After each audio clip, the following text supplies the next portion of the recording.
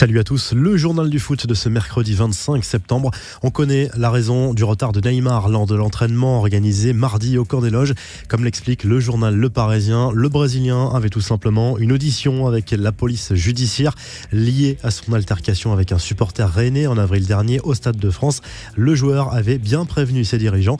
Lionel Messi à nouveau blessé, l'Argentin qui revient à peine de blessure a rechuté mardi soir contre Villarreal. La star du Barça est sortie à la mi-temps par simple précaution selon son entraîneur qui évoque une blessure musculaire.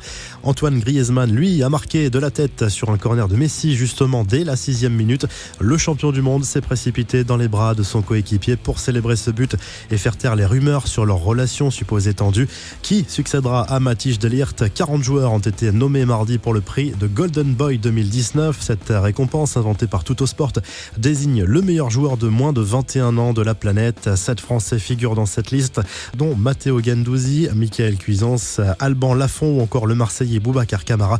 Matthijs de Ligt fait encore partie des favoris comme le Portugais Joao Félix, l'Anglais Jadon Sancho ou encore le Brésilien Vinicius Junior.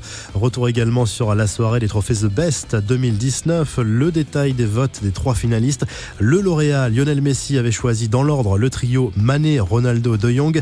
Virgil van Dijk avait placé l'Argentin en numéro 1 devant ses coéquipiers Mané et Salah.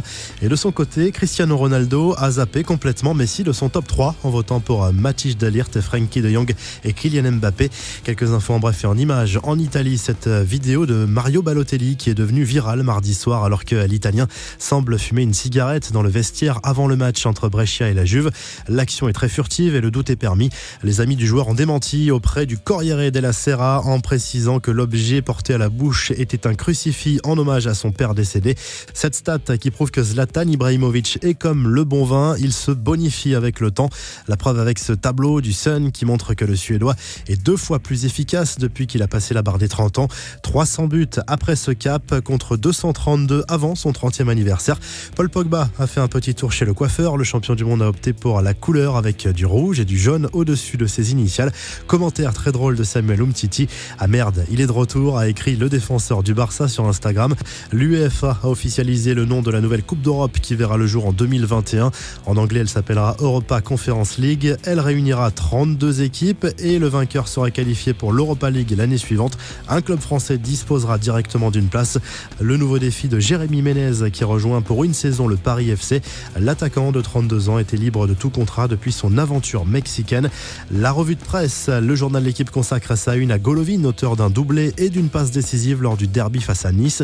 Première victoire cette saison pour l'ASM qui offre un répit à Leonardo Jardim.